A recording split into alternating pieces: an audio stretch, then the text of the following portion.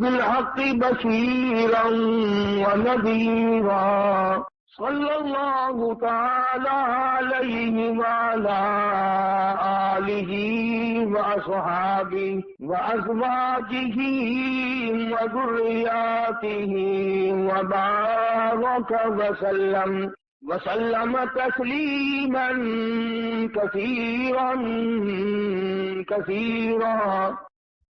أما بعد فأعوذ بالله السميع العليم من الشيطان الرجيم. بسم الله الرحمن الرحيم. وما هذه الحياة الدنيا إلا لهو ولعب وإن الدار الآخرة لهي الحيوان لو كانوا يعلمون. وقال النبي صلى الله تعالى عليه وسلم الدنيا جيفة طالبها كلاب. وقال النبي صلى الله تعالى عليه وسلم الدنيا ملعون. صدق الله مولانا العلي العظيم وصدق رسوله النبي الكريم ونحن على ذلك لمن الشاهدين والشاكرين والحمد لله رب العالمين. اللهم صل على محمد وعلى آل محمد كما صليت على إبراهيم وعلى آل إبراهيم إنك حميد مجيد. اللهم بارك على محمد وعلى آل محمد كما باركت على إبراهيم وعلى آل إبراهيم إنك حميد مجيد.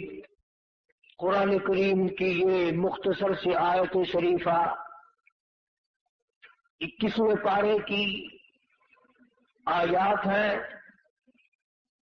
حق سبحانہ و تعالی و تقدس نے بہت ہی عجیب چیز ارشاد فرمائی اس واسطے کہ اللہ پاک نے تو ہدایت بھیجی، فلاح و بہبود اپنے بندوں کے لیے دنیا میں نازل فرمائی تاکہ میرے بندے میری اطاعت کریں، فرما برداری کریں، بندگی کریں، اور آخرت میں میں ان کے لیے طرح طرح کے نعمتوں کے اسباب تیار کروں. حدیث میں ہے، ارشاد فرمایا مدنی کریم صلی اللہ علیہ وسلم نے کہ تم دنیاوی حسن و جمال، زیب و زینت، فیشن، ان تمام چیزوں کے پیچھے پھرتے ہو. قرآن کریم میں ہے، فرمایا میں نے تمہارے لیے ایسی عورتیں جنت میں تیار کر رکھی ہیں لم یطمثہن انس قبلہم ولا جان. فرمایا مجھے اپنی کبریائی کی قسم، آج تک اور تم سے پہلے کسی آدمی نے، کسی جن نے ان کو چھوہا تک نہیں، ہاتھ تک نہیں لگایا. اور ارشاد ہے محمد عربی صلی اللہ علیہ وسلم کا، فرمایا کہ میں نے جو تمہارے لیے جنت میں حوریں عورتیں تیار کی ہیں ان کی تخلیق بڑی عجیب ہے. یوں فرمایا اگر ایک حور دنیا میں تھوک دے ساری کائنات بے ہوش ہو جائے.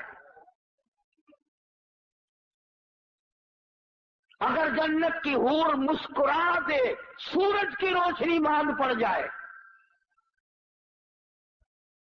چاند کی روشنی گھٹ جائے. ارشاد ہے حضور کریم صلی اللہ علیہ وسلم کا کہ ان کے جوتے کی تسمہ جو ہے وہ بھی تسبیح بیان کرتا ہے.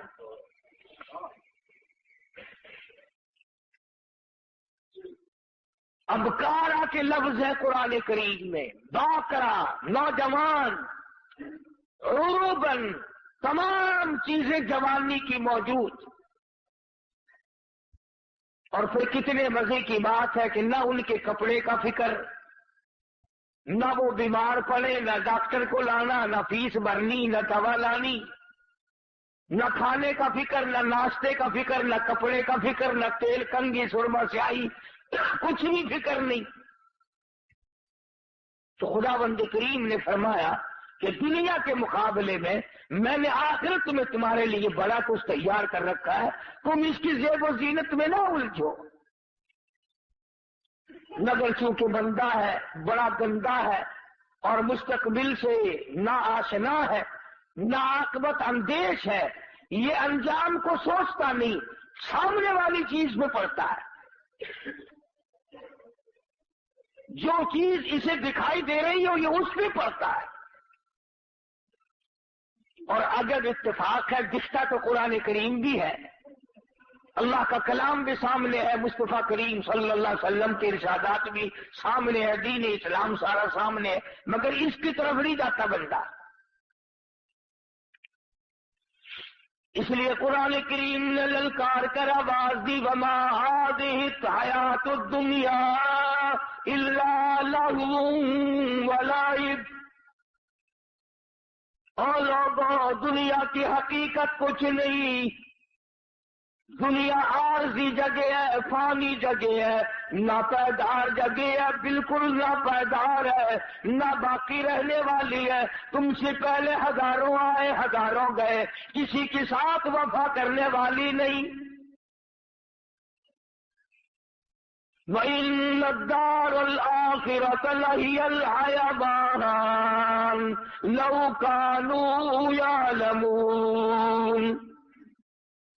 آخرت باقی رہنے والا آخری کر ہے، اگر تم جان لو تو اس کی جستجو میں رہو، اس کی آرزو میں رہو، اس کی تلاش میں اپنی زندگی کا معقول حصہ خرچ کرو. یہی وہ راز تھا جو حضور کریم صلی اللہ علیہ وسلم نے صحابہ کرام کو سمجھا دیا تھا، اور انہوں نے سمجھ کر اس پہ ساری زندگی بسر کی. اعمال کی دنیا میں وہ لوگ سرخرو ہو کر آئیں گے. ہمارے یہاں تو صرف زبانی جمع خرچی اور کچھ بھی نہیں. چنانچہ قرآن کریم نے دوسرے مقام پہ نقشہ کھینچ کر کے بتلایا، وَاضْرِبْ لَهُمْ مَثَلَ الْحَيَاةِ الدُّنْيَا كَمَاءٍ أَنزَلْنَاهُ مِنَ السَّمَاءِ فاختلط به نبات الأرض فأصبح هشيما تذروه الرياح.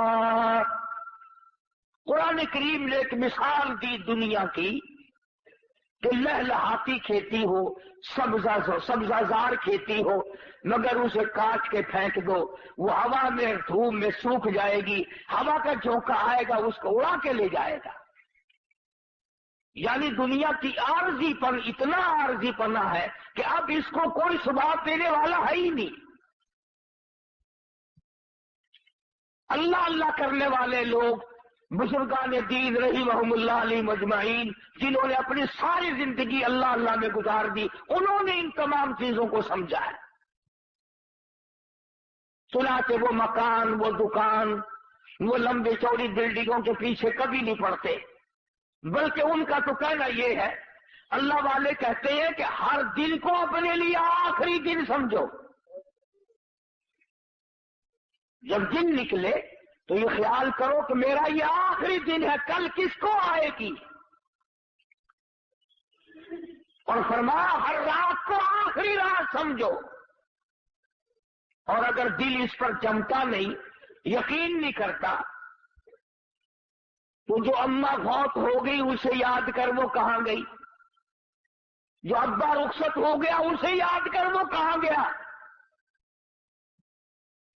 گھر والی دنیا سے رخصت ہو گئی، اسے یاد کر ساری زندگی کی رفیق حیات کس طرح پلہ جھاڑ کے چلی گئی۔ اگر وہ سب جا سکتے ہیں تو میرا تیرا یہ ٹھکانہ کیسے بن جائے گا؟ صبح نہیں شام، شام نہیں صبح، آج نہیں تو کل، یہ کام تو بھائی جان بننا ہی بننا ہے۔ قرآن کریم نے اسی لیے بار بار فرمایا آپس میں دوڑ لگی ہے مکانوں کی، آپس میں دوڑ لگی ہے دولت اکٹھا کرنے کی، دوڑ لگی ہوئی ہے مکان بڑے سے بڑے بنانے کی، بڑی سے بڑے گھر میں شادی کرنے کی، اور یہ دوڑ آج تک نہیں لوگوں نے لگائی کہ میں کروڑوں سال قبر کی زندگی جو بسر کروں گا اس کا میرے پاس کیا انتظام ہے۔ تانبے والی زمین ہو، سورج آسمان سے نکل کر سر پہ آ کے کھڑا ہو جائے، اس وقت کے بچاؤ کی کیا صورت ہے؟ ایک بات یاد دلاؤں جو قرآن کریم آپ کو یاد دلانا چاہتا ہے، یہ جو دل میں ہے نا، اور جی ہم تو حضور کریم صلی اللہ علیہ وسلم کے امتی ہیں، سبحان اللہ سبحان اللہ، اتنے بڑے نبی کے امتیوں کو جہنم میں کون جانے دے گا بھائی؟ میں تجھے بتلاؤں، غلام ہے مدنی کریم صلی اللہ تعالی علیہ وسلم کا، سامان بھی حضور کا، غلام بھی حضور کا، چاچی بھی حضور کی، غلام بھی سرکار مدینہ صلی اللہ علیہ وسلم کا ہے، سامان بھی حضور کریم صلی اللہ علیہ وسلم کا ہے، اونٹنی اور ڈاچی بھی حضور کی ہے۔ سامان درست کر رہا تھا، سامان لاد رہا تھا، سامان ٹھیک کر رہا تھا، دشمن کی طرف سے تیر آیا، اس کے سینے میں لگا، وہ فوراً اسی وقت بیچارہ رخصت ہو گیا۔ صحابہ دوڑے، جنتی جنتی جنتی، غلام ہے کالی کملی والے کا، ہم تو نام کے ہیں نا، وہ اصلی غلام تھا حضور کا، اور سامان بھی حضور کا اٹھا رکھا تھا اس نے، اور حضور ہی کی اونٹلی پہ لاد رہا تھا۔ اندازہ لگا غلام بھی کالی کملی والے کا ہو، سامان بھی حضور کا ہو، لاچی بھی حضور کی ہو۔ صحابہ کہتے ہیں جنتی جنتی جنتی، آپ تشریف لے آئے، فرمایا ہوا فی النار۔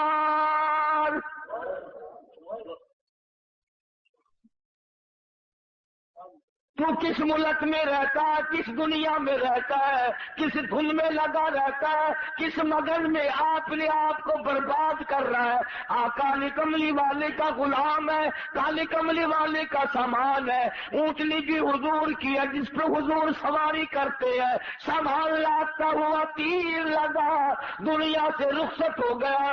سب کہتے ہیں جنتی جنتی، کالی کملی والے نے آ کے فرما دیا ہوا فی النار۔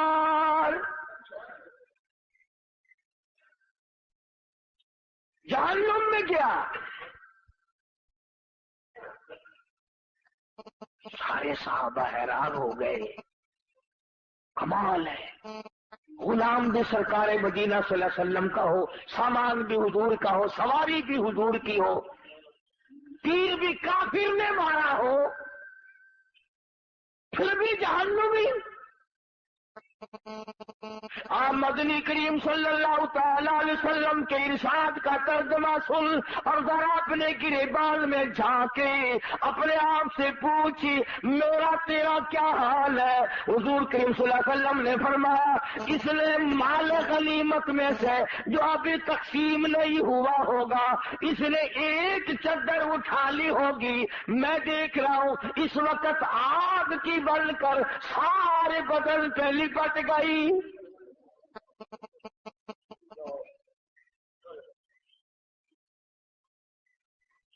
یہ بات نہیں کہ آج ہی اس نے یہ کام کیا ہے، نہ جانے کس جنگ کے موقع پہ کیا ہوگا۔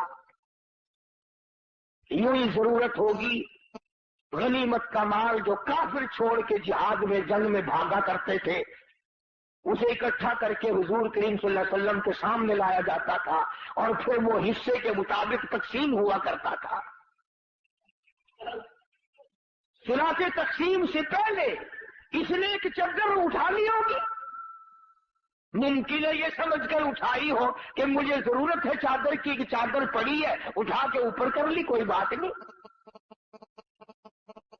جب آپ نے یہ فرمایا تو حضرت سعد رضی اللہ تعالیٰ عنہ ایک صحابی ہے، یہ جوتے میں لگنے والا تسمہ لے کر آیا اور عرض کرنے لگا میرے آقا میں نے اٹھا کر اپنی جوتی میں ڈال لیا تھا، یہ میں واپس کرنے آیا ہوں۔ فرمایا قیامت میں واپس کرنا، اس وقت میں ہرگز نہیں لوں گا۔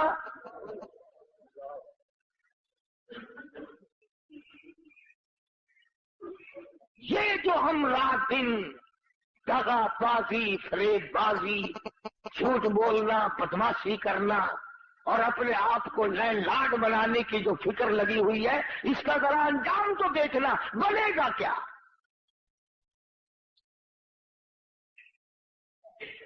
پہرے داری مقدر میں آ جاتی ہے، آگے کچھ نہیں ہوتا۔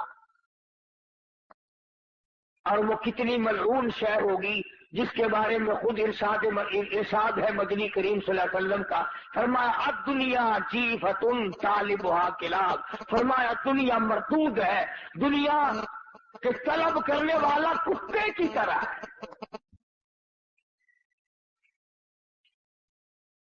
یہ کیوں فرمایا آپ نے کہ کتے کی طرح؟ جانور اور بھی تو تھے، اور جانوروں کی مثال نہیں دی اور جانوروں کے بارے میں کچھ نہیں بتلایا، کیا بات ہے کتے کے بارے میں کیوں فرمایا؟ علماء کرام نے کتے کی کئی خصلتیں لکھی ہیں۔ پہلی خصلت تو یہ لکھی ہے کہ یہ جو کتا ہے مالک کا بھی وفادار ہے، مکان والے کا وفادار ہے،